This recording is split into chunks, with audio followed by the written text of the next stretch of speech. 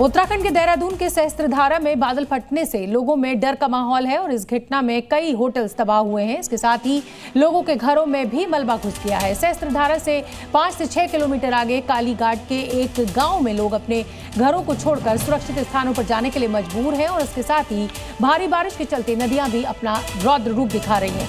हर तरफ सिर्फ और सिर्फ तबाही का मंजर है। देहरादून से हिमाचल जाने वाले नेशनल हाईवे 72 पर नंदा की चौकी के पास मुख्य पुल टूट गया है।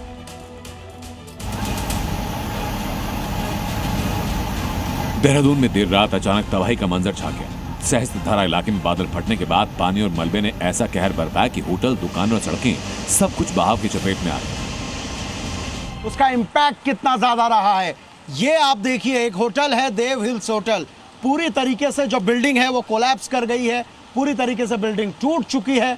इसके आसपास जितने भी होटल हैं, जितने भी रेस्टोरेंट हैं, वो पूरी तरीके से टूट चुके हैं। ये इम्पैक्ट यहाँ बारिश का रहा है। ये तमाम तस्वीरें आप देखिए, ये जो स्कूटी है, बाइक है, तमाम जो गाड़ियां यहाँ पर खड़ी होंगी, ये पूरी तरीके से टूट चुकी हैं और ये पूरा होटल पीछे की ओर जा चुका है।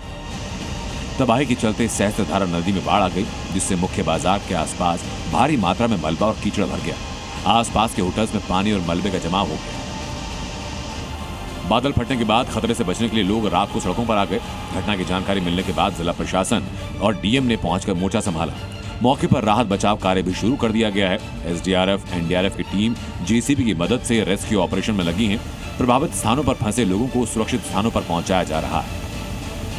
कल्पना कीजिए, जो इन रेस्टोरेंट होटल में रुका होगा उसके लिए वो पल कितना ज्यादा मुश्किल भरा होगा। हालांकि ये एक अच्छी बात है कि वक्त रहते यहाँ लोकल लोगों ने सभी को यहाँ से सुरक्षित जगह पे भेजा।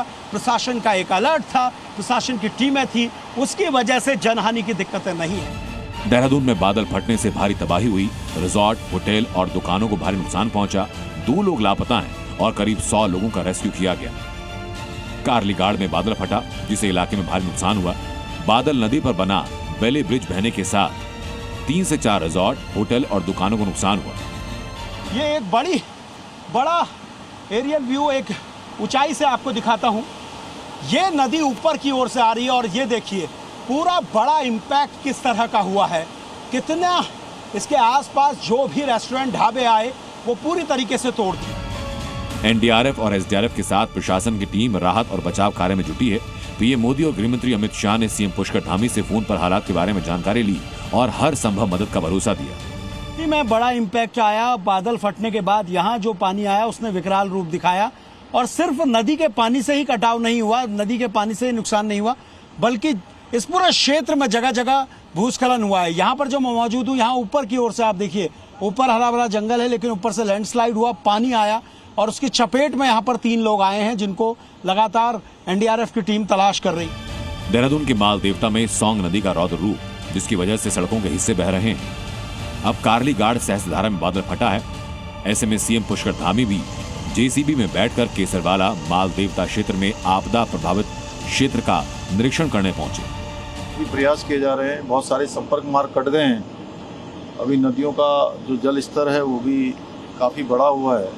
पुल भी खतरे की जद में, आप देख रहे होंगे। ये हमारा सौंग और बांदल 2 नदियाँ यहाँ पर मिलती हैं, तो इस पुल को भी खतरा हो गया है। इसका जल स्तर कम होगा। हम लोग सभी विभाग हमारे युद्ध स्तर पर काम कर रहे हैं, सभी कोऑर्डिनेशन कर रहे हैं। उत्तराखंड की राजधानी देहरादून में भारी बारिश का कहर देखने को मिला। भारी बारिश की वजह से तमसा नदी उफान पर है, जिससे प्रसिद्ध टपकेश्वर महादेव मंदिर जलमग्न हो गया। सुबह 5 बजे से नदी में तेज बहाव शुरू हो गया था, जिससे पूरा मंदिर परिसर जलमग्न हो गया। मंदिर का गर्भगृह सुरक्षित है। मंदिर के परिसर में 2 फीट मलबा भर चुका है। वीडियो में देख सकते हैं कि मंदिर के बाहर हनुमान जी की प्रतिमा डूब चुकी है। नदी तेजी से बह रही है, उसमें लकड़ियां भी बहकर आ रही हैं, जिससे मंदिरों को बहुत क्षति हुई। हालांकि नुकसान कितना हुआ इसका आकलन फिलहाल मुश्किल है, लेकिन लोगों को जान माल का नुकसान नहीं हुआ। देहरादून में टोंस नदी का रौद्र रूप देखने को मिला, जिसने स्थानीय लोगों और प्रशासन के लिए बड़ी चुनौती पैदा कर दी। नंदा की चौकी के पास एक युवक कई घंटों से एक बिजली के पोल पर लटका हुआ है, उसकी जान पर बना है। वीडियो में दिखाई पड़ रहा है कि बाढ़ के पानी के चलते पोल हिल रहा है, जिससे हालात और खतरनाक हो गए। वो लगातार जिंदगी और मौत से जूझ रहा है। वीडियो में दिखाई पड़ रहा है कि कैसे बाढ़ का पानी आसपास के क्षेत्र को पूरी तरह से डुबो रहा है। एनडीआरएफ के जवानों ने बाढ़ में फंसे लोगों का रेस्क्यू किया। एनडीआरएफ के जवान रस्सी से नदी के दूसरी पार गए और पोल में फंसे शख्स का रेस्क्यू किया।